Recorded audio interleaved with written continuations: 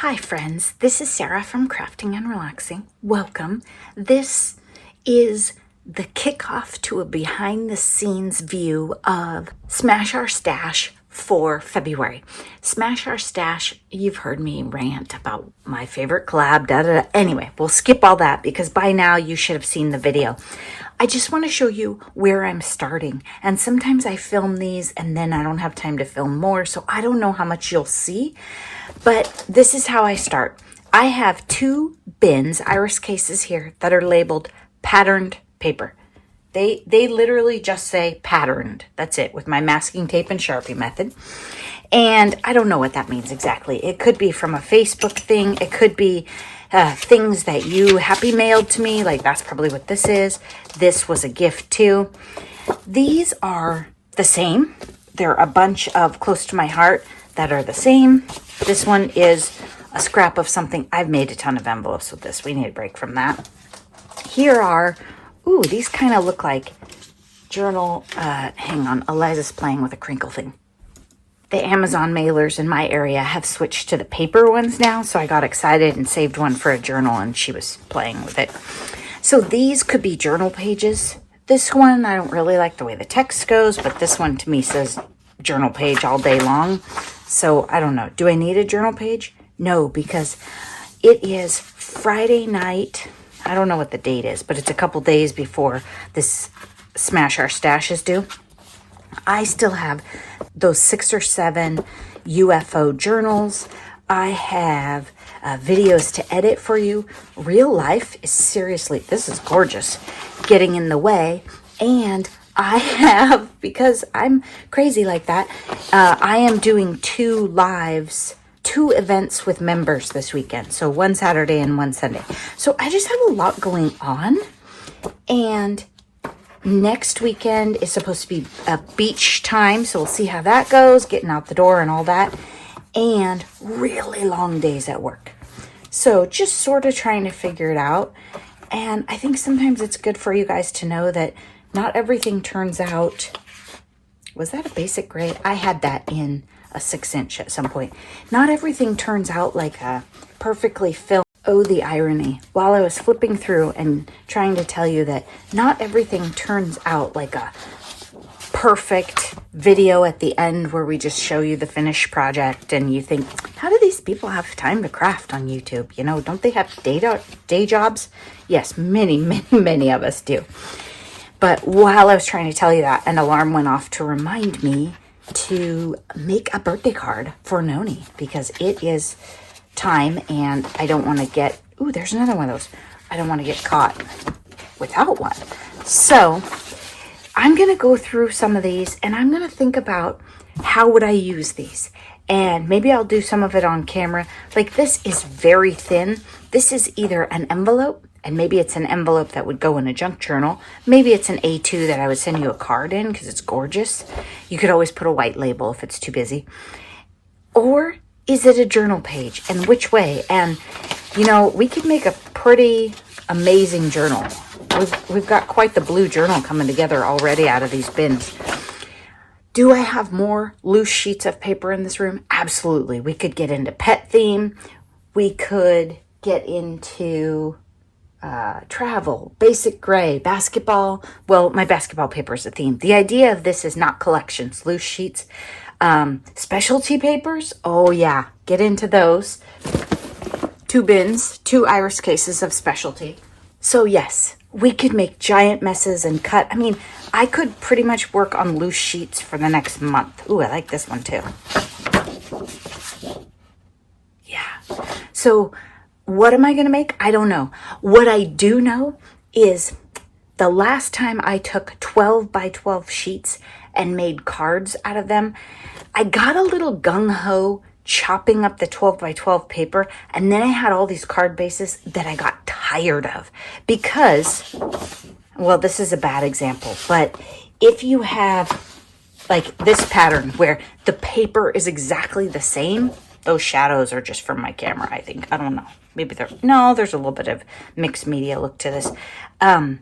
it just makes so many cards that are the same. And I am not accustomed to that. So if I do that, I need to do triangles in different shapes, not just my basic matte layer. And then I have like 6 of them that are all the same. But I mean, there's a lot of good blue stuff in here. I can see why I saved this. And we can always decorate a blue journal around here. Ooh, this would make a gorgeous journal page with the flower down it. Yep, I see us making a journal. I didn't know that when I opened the bin. The last thing we need around here is another unfinished journal.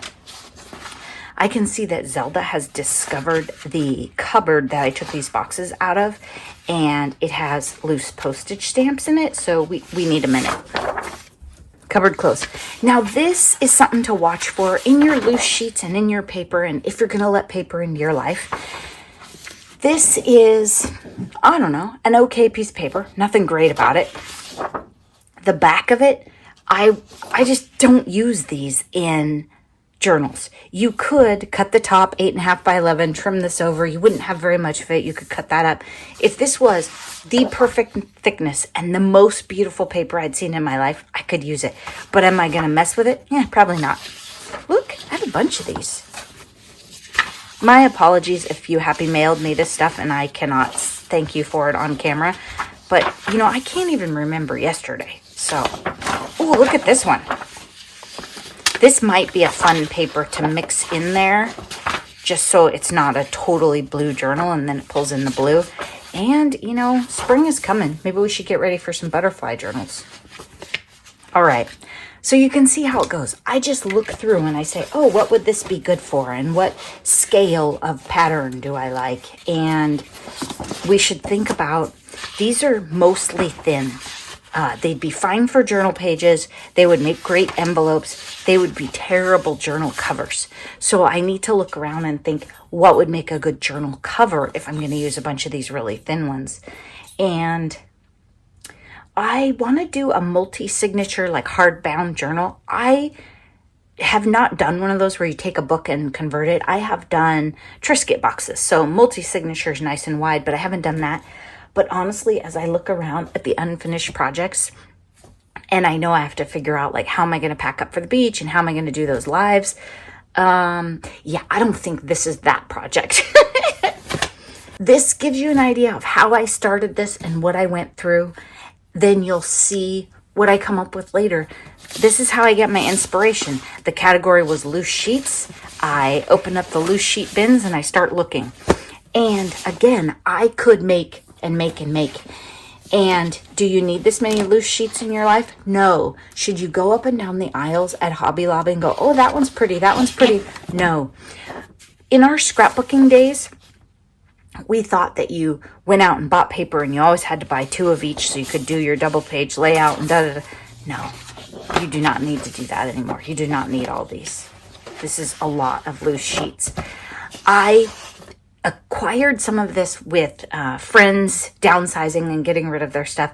And then also I bought a lot on Facebook, I think because I saw Basic Gray in it. Not many, but a lot of one big bag of paper. And then my neighborhood group, oh my gosh, I got a bunch out of there. So again, this year is Clear It Out. I have my Clear It Out challenge every month. And I am reminding myself that along the way. If you're wondering, my net zero goal for January did not work. Now, I didn't buy a single thing, but it did not work. Here's an update. This is what happened. I went through those pages and made a tall, skinny journal.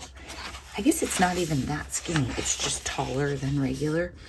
It is based on fabric and a large Amazon paper crinkly mailer, and I use both of the layers of the Amazon mailer.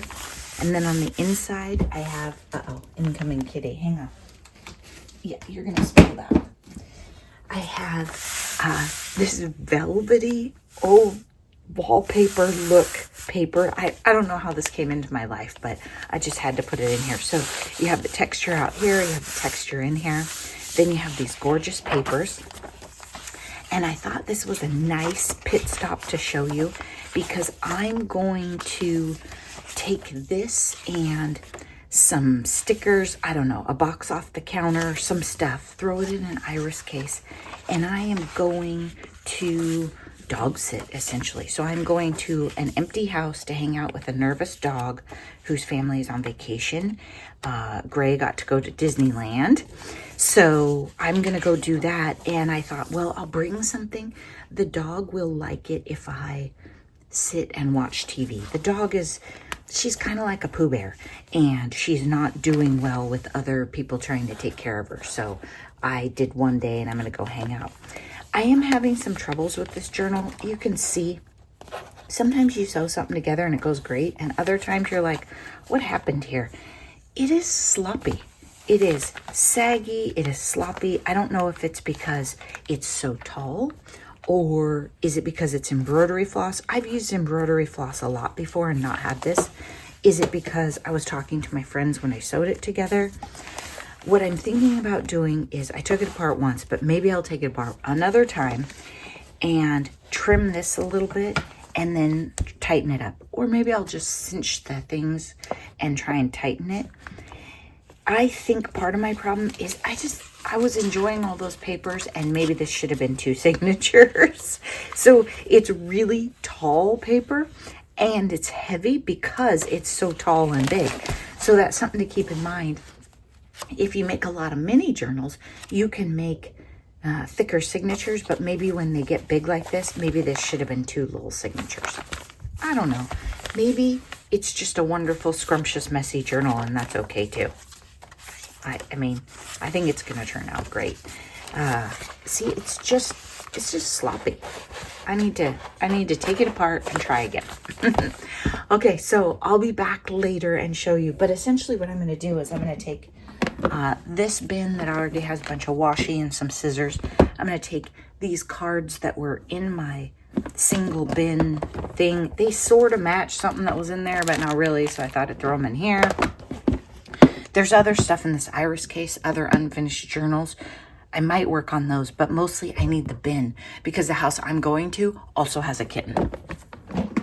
So I just don't think it's the kind of like spread it out on the table, see what happens house. You know, like here, it's tricky. So, yeah, this isn't right.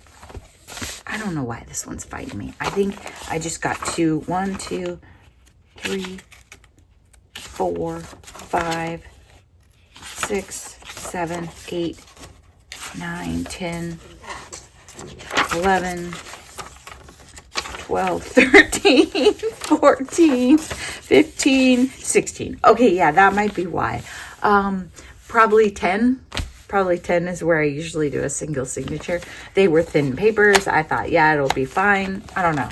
Doesn't seem like it's as structurally sound. See, that's what's bothering me. It hangs out the bottom. Now, part of it is I didn't want to trim the papers a lot, so I left them really tall. And they're thin, so they're probably scooching and tearing a little. I don't know. It's just so pretty. I don't care. I'll be back.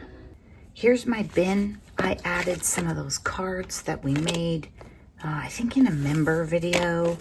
And so some of them are decorated up and some are just ready to be decorated. And oh, look, the bunny one. They have touches of blue, so they'll tie in. I don't know if I'll use this, but we'll see. Then a couple of cards, envelope pocket thing, envelopes, clear thing. I might like that. Blue envelope. Little thing I made with envelopes and then clearly got sidetracked. Envelopes, I can't find the ones I sewed on with the sewing machine yesterday. Card that I don't like the back, but I could use it. So we have those. I also want to fit in, if we can, yeah, we always can, my corner rounder and my punch to make the rounded notch on the pockets. You don't need that. You do not. But it's just, I don't know. I like it. I'm used to it. It makes me happy. This is way too much. Like, this box could keep me busy for the whole weekend, and I'm only going to be there puttering for a couple hours. But I have a lot. Oh, let's give me that back. Missy, ow. See, she's always taking my stuff. I have a lot on my list for today, don't we all? And this is a way that I can fit it all in.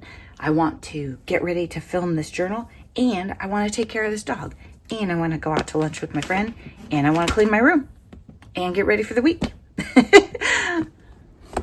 As happens to many of us crafters, I was a bit overzealous in packing my bin and in thinking about what I would be able to get done.